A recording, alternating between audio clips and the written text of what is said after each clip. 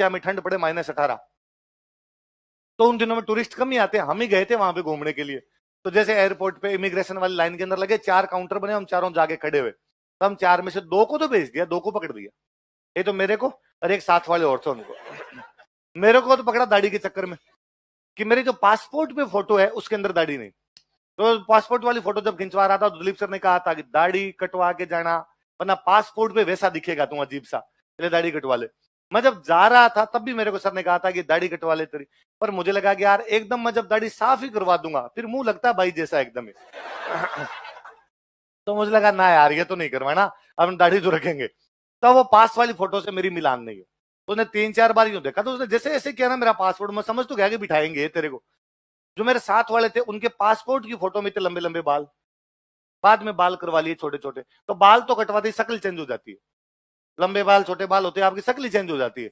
तो हम दोनों को पकड़ के बिठा दिया, तो उन दोनों का यू गो, हम दोनों का कम ईयर, वो पीछे पीछे लेके आ गया। तो हम दोनों एक दूसरे को देखते हमें हंसी आ गई कि सर ने क्या वजह था कि तुम्हें पकड़ेंगे ऐसे। अब अंदर ही अंदर तो डर लगे, ये बेटे वापस भेजेंगे दिल्ली, अपने को रसिया घूमने नहीं दे। अब हमें एक जगह ले जाके बिठा दिया उन्होंने, एक चेयर लगी हुई, उस पर एक वो टेबल सी बनी हुई, 4 चेयर इधर 4 चेयर इधर, तो हमें इधर बिठाई हूँ मुंह करके, इधर बिठा दिया। हमारे उधर एक बंदा और बैठा था कोई, तो मैं जब इधर बैठ रहा था तब मैं नोटिस किया कि इधर जो बंदा बैठा गोरा सा एकदम आदमी, तो मैं लगा को गोरा होगा, इसको बेचारे को पकड़ रखा होगा और कोई कारण होगा, एयरपोर्ट पे बैठा होगा तो ये बैठा होगा। दिलीप सर ने हमें कहा था कि तुम्हें ले जाके बिठा देंगे, कुछ ही बातचीत नहीं करेंगे, आधे घंटे तक तुम्हें नोटिस करेंगे तुम क्या कर रहे हो क्या नहीं कर रहे हो। आधे घंटे बाद में उनको लगेगा कि हाँ यार कौन है कौन नहीं, तो जब तुम्हें बिठा के रखे, जब तुमसे पूछताछ नहीं करे, तो तुम आपस में बातें करना, हंसना जोर जोर से, झूठा ही हंसना, ताकि उनको ये लगे कि यार इनको कोई चिंता नहीं। और तुम डर के बैठे, तुम लगेगा डाउटफुल है तभी डर रहा है, वरना क्यों डर रहा है, चोर का मन में चाननो कि चोर हो तभी इस प्रकार से डर रहे हो आप। तो हमने कहा ठीक है। तो अब हम दोनों को डर तो लगे भाई, पर आप वहां बैठे बैठे जोर जोर से हंसे, और वो मेरे कहे भैया वापस भेज दिया, तो मैंने वापस भेज दिया, हम तो अपने वापस जयपुर नहीं चलेंगे, दिल्ली जाके बैठ जाएंगे, दिल्ली के होटल में कमरा लेंगे, वहां पे बैठ जाएंगे। ये जो 2 अंदर गए हैं इनको कहेंगे तुम्हें शौकन है, यदि यदि ये बता दिया कि हमें निकाल दिया, और इन दोनों कहेंगे कि तुम हमें मॉस्को की फोटो भेजते रहो और अपने एडिटिंग कर करके अपनी फोटो लगाएंगे। इंजॉइंग इट मॉस्को, यार ये बेइज्जती होती है ना, कोई कहती है कि तुम्हें धक्के मार के निकाल दिया यार वहां से, तो हम अपने ये कर लेंगे। अब वो वापस इधर उधर की थोड़ी जो और बातें करी कि यार भैया जोरदार की, यार इन 2 को तो अपने निकाल दिया, अपने रह गए, मगर यार क्या करेंगे, वापस भेजेंगे कि रखेंगे। इतने वो जो इधर बंदा बैठा था उसने मेरे तरफ पीछे देखा, और पीछे देख कहा कि कहाँ से हो आप लोग, तो हिंदी बोलते हम, तो मैंने कहा मैं इंडिया से। तो इंडिया में कहाँ से हो, राजस्थान से। राजस्थान में कहाँ से हो, जयपुर से। तो कहा नहीं जयपुर से नहीं है तुम लोग। अब कोई बंदा इतना कहे कि जयपुर से नहीं हो तो अपने क्या लगेगा कि बंदा अपना ही है, तभी इसको पता चला। तो मेरे साथ वाले उनका जोधपुर से, उनका हाँ तुम्हारी जो भाषा है वो जोधपुर साइड की भाषा है, और तुम जयपुर के नहीं, झूठ क्यों बोल रहे हो तुम। तो मैं कहा भैया वो जयपुर से आए थे इसलिए जयपुर बता दिया। भैया आप कहाँ से हो, हमें लगा ये अपना ही बंदा है। भैया आप कहाँ से, उसने कहा कराची।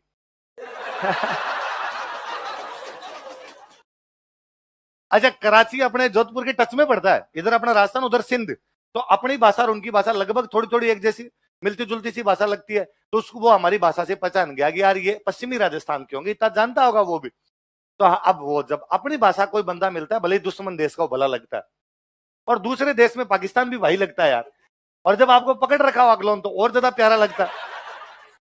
तो मैंने उससे पूछा कि भैया आपको क्यों पकड़ रखा है, तो उसने कहा कि यार ये मेरे को आतंकवादी समझ रहे हैं, हर सुबह से यार कभी पासपोर्ट चेक कर रहे हैं, कभी मुझे चेक कर रहे हैं, और कह रहे हैं तेरे को वापस भेजेंगे। तो मैं तो वापस कराची वाली फ्लाइट का वेट कर रहा हूँ, वापस भेजेंगे, अंदर जाने नहीं दे रहे। तुम भैया क्यों नहीं जान दे, अरे ये गोरे लोग अपने कालों से नफरत करते हैं ये, और इनका मानना कि काले लोग अच्छे नहीं होते, ये बहुत बुरे लोग हैं यार ये। तो यूं बातें करते करते उसने हमसे पूछा कि और राजस्थान में तुम्हारे कैसे क्या चल रहा है सब कुछ। मैं भैया जोरदार चल रहा है। तो उसने कहा एक बात बताओ, यदि कोई तुम्हारे कबीले का एक बंदा मार दे तो तुम दूसरे कबीले के कितने बंदे मारते हो। मैं क्यों मारेंगे, तो तुम्हारे कबीले का तुम्हारे परिवार किसी बंदे को मार दे तुम क्या करोगे। मैं पुलिस के पास जाएंगे, मुकदमा दर्ज करवाएंगे। और उसने कहा अरे तुम्हारा खून जम गया, तुम्हारा खून पानी हो गया, क्या तुम्हारे पूर्वज थे एक बंदा मार देते जाके बदले में 2 मारते थे, और तुम मुझे पुलिस के पास जाएंगे। ऐसे लोग हमारे देखो, हमारे एक बंदा मार दे 4 मारते हैं, 4 बंदे के हाथ कैसे लगा ले। मैं उनको वापस कहूंगा भैया हमारे सभ्य हो गए, अभी तक तुम सभ्य नहीं हुए हो।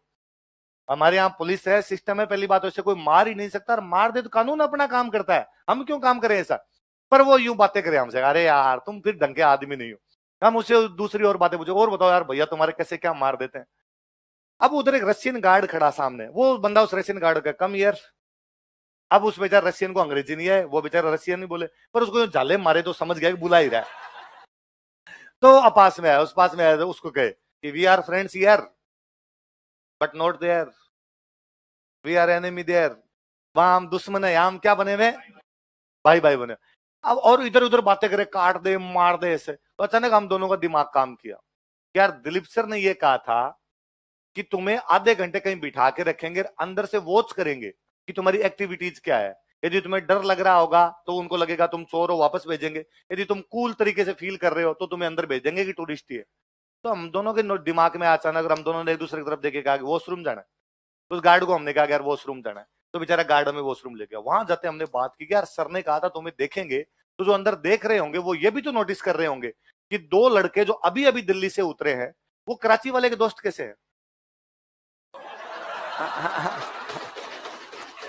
और इतनी हंस खेल की बात कैसे कर रहे हैं, और इस आदमी को तो वापस भेज रहे हैं कराची। मतलब इसको वो खुद ही कह रहा है कि मेरे को आतंकवादी समझ रहे हैं, इसका मतलब अंदर वाले समझ रहे होंगे कि यार पूरी गैंग है जो अलग अलग फ्लाइट्स में आ रही है, और कल पूरे मॉस्को में धमाके होंगे, चारों तरफ मारेंगे बेटे बम ये फेंक फेंक के। तुम हो यार इसके पास जाके नहीं बैठेंगे। तो हम तो जाके भाई साहब इस बार गए तो उसके पास गए नहीं, साइड में जाके खड़े हो गए।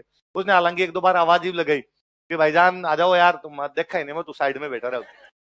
इतने वो रसिया वाले वो कहीं देख रहे थे, उन्होंने नोटिस किया होगा, तो वो दोनों को हमें अलग अलग इंक्वायरी के लिए ले गए, उनको अलग कमरे में, मेरे को अलग कमरे में। कई देर उन्होंने पूछताछ की, पूछताछ में उनके सारी बातों के हमने जवाब दे दिए, तो उनको लगा यार सही है। अब उनका क्या बड़ा सवाल तो ये था हमसे कि तुम रसिया ही क्यों आए घूमने के लिए, और कोई देश में तो नहीं गए, तुम्हारा पहला विदेशी दौरा यहाँ क्यों आए। तो ये सवाल तो हम रट के गए थे कि ये सवाल पूछेंगे अपने क्या जवाब देने। हमने कहा भाई रूस हमारा पुराना दोस्त है, बहुत पुराना दोस्त है, तो भारत से जो कोई भी आदमी आता है तो वो रसिया आना पसंद करेगा यार। पर हमने तो गीत गाए यार हमारी फिल्मों में, सिर पे लाल टोपी रूसी फिर भी दिल है हिंदुस्तानी। तो उसको गीत सुना, उसने कहा वेरी गुड। तुम रसिया में क्या दो एक्टर बहुत फेमस है अपने, राज कपूर और मिथुन चक्रवर्ती। मिथुन और राज कपूर बहुत फेमस। तो मैंने तो कहा कि यार हमारी फिल्मों में इतने रशियन कैरेक्टर है, और हमारे गाने तुम्हारे कितने फेमस हुए कि जिमी जिमी जिमी आजा आजा आजा। तो ये उनके बहुत फेमस गाना है कि वहां रसिया में हमें जो कोई मिलता और वो देखते हैं, मैं कहता जिमी जिमी जिमी आजा आजा आजा। तो मैं कहा यार तुम्हारे हमारे वाले खूब हीरो पॉपुलर हो इसलिए। तो उसने उनके लेट समझ में आया थोड़ा।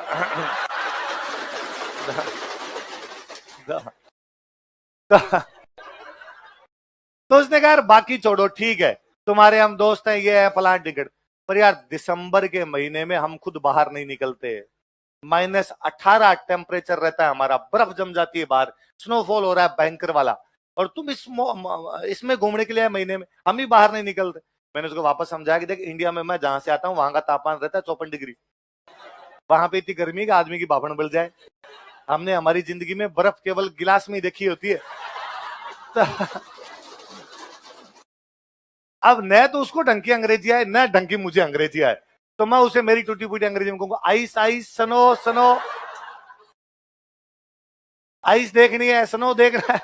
उसे फाइनली समझ में आया कि ऐसा कुछ कह रहे हैं, तो उसने कहा ठीक है यार। फिर सर ने कहा था कि वो चेक करेंगे तुम्हारे पास रुपए है कि नहीं। उनको लगता है बेटा गरीब है लिचड़ है, यहाँ आके नौकरियां करेंगे ढाबों के ऊपर। तो उसने कहा तुम पैसे बताओ। तो मैंने उसको कहा कि यार मेरे पास होटल के कागज है, मैं यहाँ 5 दिन रुकूंगा तो मेरे पास 5 दिन होटल कागज है, मेरी रिटर्न फ्लाइट की टिकट है मेरे पास, मुझे यदि वापस नहीं जाना हो तो मेरे पास रिटर्न फ्लाइट की टिकट ही क्यों। और पहली बड़ी बात, तू बाहर जाके देख, तुम्हारी किसी रशियन कंपनी का एजेंट बाहर खड़ा होगा, मेरे नाम की तख्ती लिया हुआ और मेरा वेट कर रहा होगा। तो मैंने बाकायदा तुम्हारी कंपनी से टिकट विकेट करवा रखे हैं सारे के सारे। तो उसने कहा तेरे पास रुपए हैं कि नहीं है। तो मैंने को मेरे सर ने पहले ही कह रखा था डॉलर वॉलर खूब सारे रखना जेब में, तो पैसे खूब सारे थे। मैंने कहा पैसे की लगा दूं डेयरी में पैसे। तो उसने कहा तू पैसे कमाता कहां से, इतने पैसे लाया कहां से तू। तो मैंने कहा यार मैं पढ़ाता हूँ। तो उसने कहा टीचर है। तो मैं कहा हाँ, कहाँ टीचर है, कौन सी स्कूल में। मैं स्कूल में कोचिंग में। अब उसकी कोचिंग नहीं समझ आया, क्यों आपने जानते नहीं कोचिंग क्या होती है। कई देर यूं समझाया मैं, गवर्नमेंट सर्विसेज कैंडिडेट्स उनकी तैयारी करते हैं। अब उसकी न कोचिंग समझ में आया न गवर्नमेंट सर्विस समझ में आया, पर फाइनली उसको लगा कि यार ऐसा कुछ है। तो उसने कहा आवाज जा, तो वहां से हमें निकलने दिया। तो हम जब वापस जा रहे थे वो कराची वाला बंदा उधर ही बैठा। उसने वापस पीछे आवाज लगा कि भाईजान क्या हुआ। तो हमने दोनों ने पीछे